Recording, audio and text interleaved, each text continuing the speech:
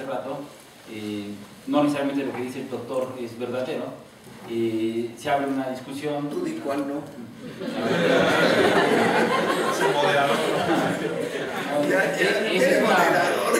Esa es una provocación que... Bueno, pero ahorita me dices que no es verdadero, aquí delante del público, claro, de la gente. Y entonces hay muchos elementos que deja ahí para que se pregunte, por un lado, y por otro lado también pues, para que se le cuestione. ¿Alguien quiere tomar la palabra, por favor? Sí, doctor. Bueno, mi primera pregunta son dos. Una es sobre a qué se debe que uno de los bancos más sólidos del mundo son españoles, cuando casi el 25% están desempleados. Tal vez a diferencia de Estados Unidos, que también es muy fuerte su banca, pero no están tan amorados como en España. Mi pregunta es, debido al manejo de los bancos españoles, los españoles están más fregados, es mi pregunta. Y el segundo es, ¿qué piensa de que uno de los padres fundadores de Estados Unidos, Jefferson, pues mencionó que en el momento en que fuera el gobierno de los bancos, todos seríamos despojados? Ahí tenemos a un profeta ahí 200 años antes. ¿Qué piensa usted de eso? ¿Tú eres el moderador? Bueno, siguiendo la lógica de hace rato, tendría que ser la misma cuestión.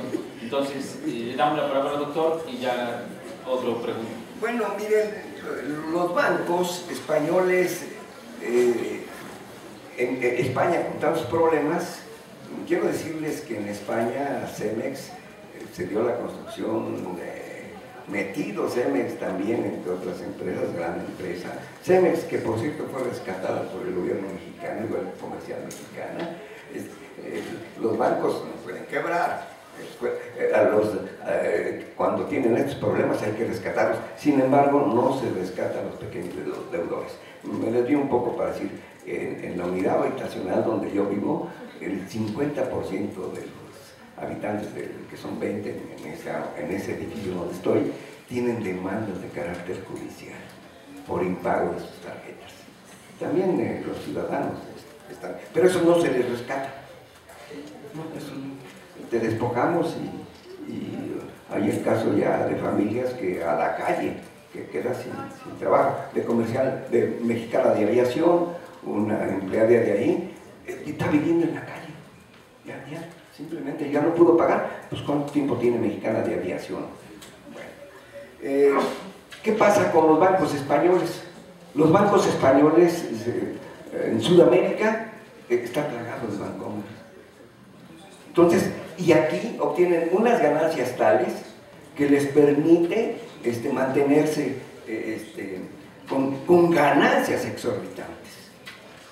Mientras su país está cayendo y endeudado, que no saben ni cómo hacer y que la población paga con el desempleo.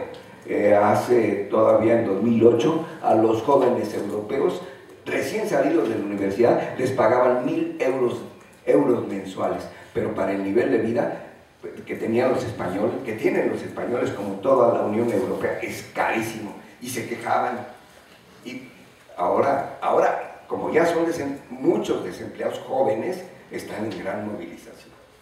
Pues sí, Jefferson, todos seremos despojados con los bancos, no solamente con los bancos, con las grandes empresas, las mineras canadienses, en México, hasta me llevo la sorpresa, Ecuador, están despojando a los propietarios de las tierras. El proceso de acumulación de capital significa que hay que quitarles los medios de subsistencia a aquellas economías que no son capitalistas para que puedan ser asalariados y solo puedan vender en el mercado su fuerza de trabajo. Y quién sabe si haya mercado, si el mercado esté saturado con mucha oferta de trabajo y por lo tanto, aunque se quiera vender el trabajador asalariado, y todos en realidad, salvo que alguno de ustedes tenga papá rico, pues yo tengo mi empresa, ya ni me preocupo, pero la mayoría vamos a ser empleados asalariados y de ingresos fijos, que vamos a tener que pagar nuestros impuestos. Entonces, el capitalismo, en la acumulación primitiva de capital, es despojar. ¿Para qué? Es cuando en Inglaterra se dice las ovejas se comen a los hombres. ¿Qué significaba? Y todavía hay comunidades en México donde la comunidad se protege y lucha por sus bosques, muchos asesinatos de gente. En Inglaterra se despoja a los propietarios y no tienen otra opción más que vender su fuerza de trabajo. El capitalismo bancario, comercial, industrial, de servicios, es rapaz por naturaleza. Tenía otra cosa, pero se me fue por ahí. No sé si respondí la pregunta. Bien. ¿Alguna otra pregunta? Por favor. Bueno, mencionaba sobre el desequilibrio en la zona euro. Mencionaba en un artículo un autor que no recuerdo su nombre, decía que una de las soluciones era dividir a esta unión para darle la solución al desequilibrio que se está viviendo. ¿Usted qué piensa sobre esa solución? Miren, ¿por qué se hizo la zona euro? ¿Qué pasa? Se llega a Europa y a ver, ahora que aquí traigo estos dólares. Bueno, no hay que llevar moneda mexicana, ¿de quién es, no? No es nadie. Y llegaba uno a un país y aquí que hay que hacer la conversión. Liras, ¿cómo está la lira con respecto al dólar? Y de pronto, si uno se equivocaba en el cálculo, pues a lo mejor te transaba el que te vendía un bien o servicio. ¿Me explico? ¿Qué es lo que pasa con una moneda única? Se amplía el mercado interno. Y por lo tanto, eso significa que las transacciones se facilitan mucho. La peseta española, una vez que fui, llegaba a comer en España antes del euro, y barata la comida, abundante como eran los españoles, y te ponían gratis tu botella de vino. Riquísimo, ¿no? Y se la llevaba uno bien y barato el transporte, y ahora se igualan los precios. Y por eso disolver la Unión Europea es muy problemático, porque eso atentaría contra los grandes capitales, que ven en la Unión justamente el aumento de su tasa y masa de ganancia. Pero si en algún momento los problemas se vuelven tan difíciles, pudiera ser. O si no, quizás que salgan los países más débiles, como es Grecia. Pero de que Francia y Alemania están por mantener la Unión, eso no se diga, están protegiendo sus grandes intereses. Decía yo, ¿cómo es que estos países que tienen esas deudas tan altas, por qué no tienen esos problemas de pago de la deuda pública? Pues porque ahí están los bancos. Y entonces mejor que paguen los más débiles, para que nosotros podemos seguir endeudándonos, pero no tenemos los problemas que les acarrea a países como Grecia y también como a nosotros, que lo estamos pagando con el abatimiento del gasto social, educación, salud, etcétera, etcétera. No sé si contesté. Bien, ¿alguien más? ¿Alguna otra pregunta? Doctor, por favor. Anteriormente tú, Carlos, planteabas cierto optimismo. Perdón, pero ya no me dejaste responder. No, es un coloquio. Ahora, el doctor Calderón plantea la necesidad de indignarse. Él se manifiesta como un indignado y hay materia objetiva para indignarse, pero coincido cuando plantea algo pasa en México que no nos indigna, habiendo materia objetiva. ¿Cómo explica esta falta de reacción social? ¿Qué está pasando en el sujeto social de los jóvenes, pero también la intelectualidad, el medio académico, los medios proletarios, el campesinado, las mujeres, es decir, los grupos sociales que tienen un resabio histórico? ¿Por qué en su juicio, no se ha precipitado una movilización social, sobre todo cuando en otros momentos históricos México tuvo semillas de protestas importantes. Bueno, adelantaba yo algo sobre esto, que haríamos bien en hacer una encuesta, inclusive acá, ¿qué piensas de tu futuro? Y luego ir a Iztapalapa a preguntarles qué piensan de su futuro. Pues queremos rock algunas veces, ¿no? Algún día fue Iztapalapa, que a mí me impresionó, y hay gente que come un día y la familia 2 o 3 días no come. ¿Por qué eso? Señalaba que quizá posiblemente el estar pensando que en algún momento me voy a los Estados Unidos. Y también hay que notar que en algún momento me pongo pacheco. Está creciendo el consumo de drogas en la República, es un mercado muy importante. La otra vez, ahorita que estábamos afuera, llegó un riquísimo olor a mota.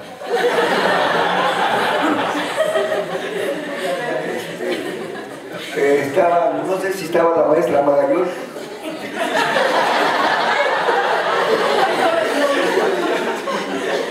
Aclaremos, no estaba fumando. Obviamente nos dieron ganas de seguir el libro porque parecía de la fina, ¿verdad, maestra? Entonces, entre otras de las cosas, y también los jóvenes, parte también de la posibilidades de que no ven futuro y entran en una posición nihilista. ¿Qué me importa?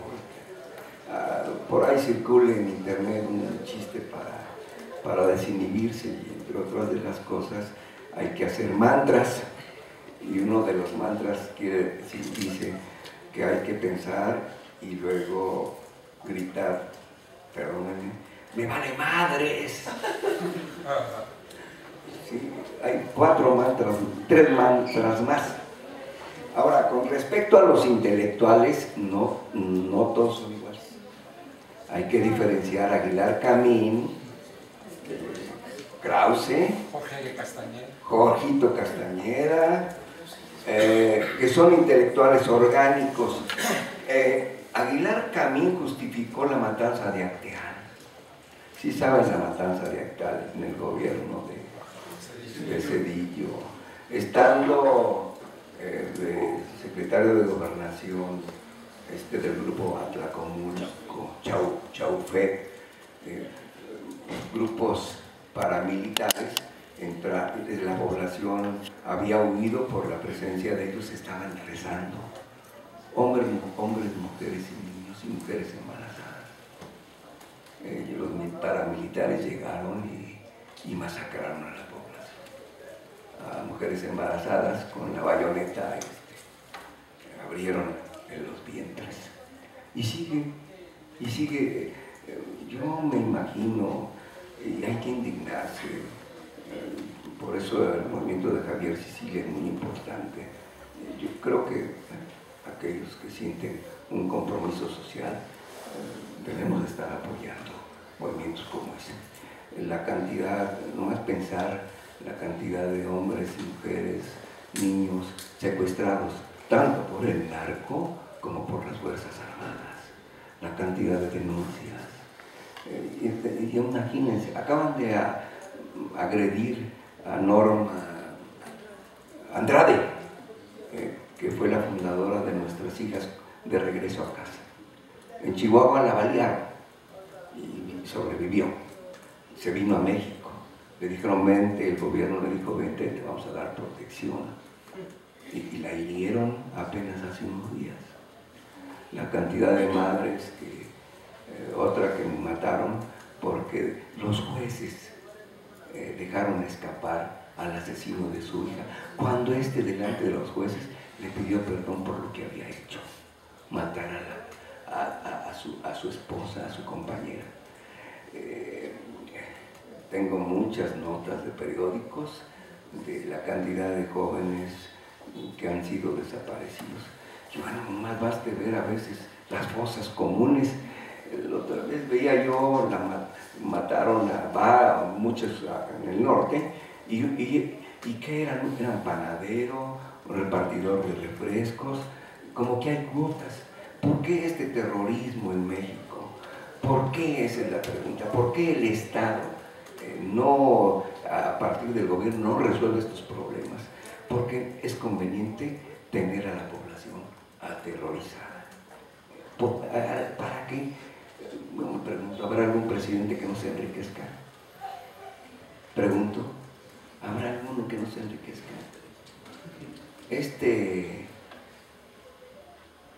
¿Se enriquecerá? Solo doy un dato que fue publicado. De Pemex, miles de millones de pesos en los paraísos, en el paraíso Caimán. En el artículo que tengo señalo cómo a nivel mundial, solo son 100 grandes personajes, más o menos, los que mueven al mundo. Los principales gobernantes, los principales financieros, Coca-Cola, Fiat, hay nombres. Hay una revista Contralínea que da todos los nombres. Y ahora se reúnen, ya ahí se consensa en un cónclave muy secreto, se consensa esto y va al foro de Davos. Y ahí se da. Hay un video que pasé a los alumnos sobre el foro social, donde el padre, se me olvidó. ¿Solarite?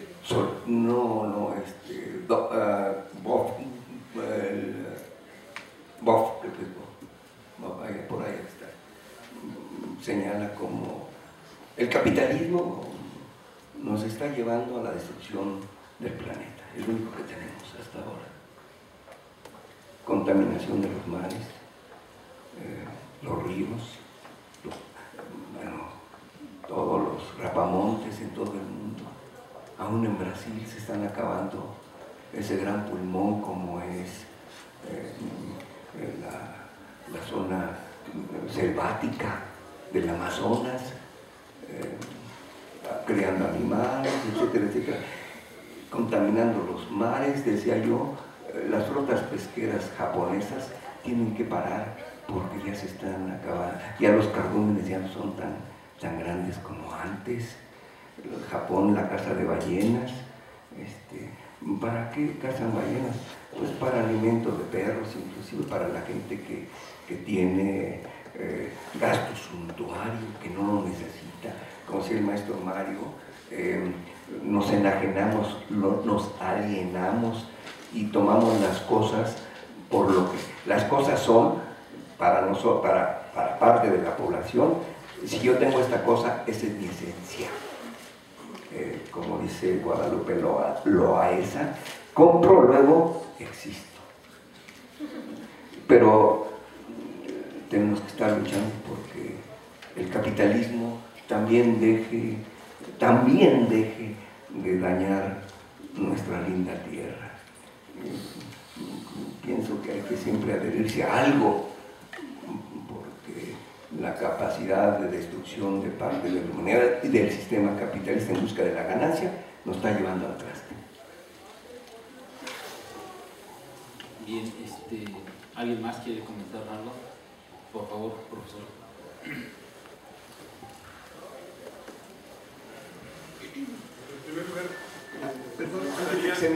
Perdón una interrupción. Hay intelectuales que están, decía yo, los intelectuales no todos son iguales. González Casanova, artistas como que salen los hermanos Demián, también hay artistas que están poniéndose, intelectuales también. Sí. Sí, yo agregaría mi amigo Gilberto Calderón, como el profesor que expuso anteriormente, que son más intelectuales que los intelectuales orgánicos. Bueno, yo el comentario que me gustaría hacer, partiendo de uno de los supuestos que también se refirió el profesor Mario Hernández, que todo puede ser puesto en duda, un par de reflexiones, uno con respecto a la deuda eterna, ¿dijo, señor profesor, o externa? Eterna. Hice algún trabajo con ese, no, le puse deuda eterna. Me gustaría decir que los bancos en México no cumplen su función, porque el capital que reciben en general no lo invierten, sino que los bancos en México, la mayoría al menos, viven de sus rentas. No necesitan invertir en cuestiones productivas porque mucho de lo que tienen, de lo que reciben, es capital que lo colocan en deuda pública, es decir, le prestan al Estado y el Estado los alimenta pagándole los respectivos intereses. ¿Y para qué invertir si en CETES tienen una ganancia segura? O en otros instrumentos públicos. Entonces, la deuda está utilizada como un instrumento perverso, me parece, para mantener las economías, le hace la griega, le hace la francesa, le hace otras, cautivos de alguna manera. Esa es una primera reflexión y yo creo que puede extenderse bastante. Y otra con respecto a los ninis. Yo creo que, y respecto a los indignados también, me parece que son parte de un mismo problema. Yo no estaría tan seguro en el hecho de afirmar que los ninis no existen en México. Yo creo que sí existen, pero que también se manifiestan de manera distinta. Yo tendería a pensar que está sucediendo algo parecido a lo que relataba Frantz Fanon en Los Condenados de la Tierra, cuando observaba que la sociedad argelina, que en Argelia la violencia era mucha. Y en efecto, por supuesto que se puede dar la explicación calderonista para la violencia, pero no solamente se puede dar el factor calderonista o la explicación calderonista para explicar la violencia, sino que también se puede dar como una hipótesis de una rebeldía soterrada, subterránea, que se manifiesta de manera brutal. No se manifiesta en las plazas, o no solamente sentándose, sino que también se manifiesta antes como esta especie de inconformidad. Pero nada más como elementos de reflexión. Gracias, profesor. Con respecto a ese comentario, efectivamente decíamos nosotros que los estados pagan sobre todo a las bancas comerciales y se les pagan sobre todo los intereses y en menor medida al capital, al principal. Con respecto a Frantz Fanon, efectivamente, él escribe cuando todavía Francia ocupa Argelia y los jóvenes, como lo relata Frantz Fanon, los jóvenes se van contra los de su propia clase, su propia situación, los asaltan y todo su encono, toda su frustración hacia ellos. En México también. Lo vemos ahora con los jóvenes que entran al narco y también en las colonias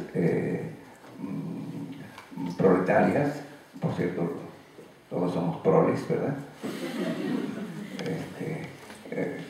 Lo vemos ahí. Los asaltos también son una parte cotidiana de su existencia. Y en ese sentido, su frustración, su falta de perspectivas, decía yo, entre otras, los lleva también a consumo de drogas. Y lo otro, asaltar. Hay veces en colonias donde se respeta a los habitantes y se va hacia otras colonias. Los jóvenes que se meten al narco, el sadismo con el que matan a sus rivales, y a veces ni son rivales, como yo decía, es gente que la toman para, lo mismo hace el gobierno, para llenar la cuota, no importa si sean narcos o no. Y entonces hay que tener siempre presente que hay que mantener una cuota de muertes para que la población permanezca en pánico. Todo gobierno, dice Gilbert Chesterton, ojalá lean El hombre que fue jueves, todo gobierno miente y todos los gobernantes, salvo escasas excepciones, la vida de los ciudadanos a los que hay que eliminar no tiene importancia. La mayor parte de los gobernantes son los asesinos intelectuales de la población. Así será, mientras capitalismo y democracia se conjuguen en un sistema que es, a resumidas cuentas, un sistema que está en contra de la población. Al capital no le interesa, decía el maestro Mario, lo que produce como un bien de uso, le interesa como un bien de cambio. Y por eso, decía yo, si el capitalismo nos vende veneno, bienvenido el veneno, nos incentiva a que consumamos, sí satisface necesidades, pero también crea algunas que no son necesidades genuinamente humanas. ¿Alguna otra intervención? Adelante. Rápidamente, profesor. Ahorita mencionó usted lo de la droga, lo del asunto de que puede ser una de las salidas que está viendo, y por ahí va tal vez la idea de legalizar la droga también. Sin embargo, o sea, usted mencionando que en México se droga, me puedo poner Pacheco, pero en Europa se drogan más, y se drogan más que aquí. Entonces, es decir, que es el aumento de la droga en México lo que hace que se evite la válvula de escape, comparado con Europa, se rebelan más y se drogan más. Entonces, a lo mejor la droga genera rebeldía. Por la calidad Sí, aquí, sí, los jóvenes se drogan según sus posibilidades. Se ponen pachecos con cemento, y bueno, ¿por qué en Europa se drogan? No hay ningún país que combata a los narcos, ninguno. Porque grandes ganancias, decía yo, para los empresarios y los políticos.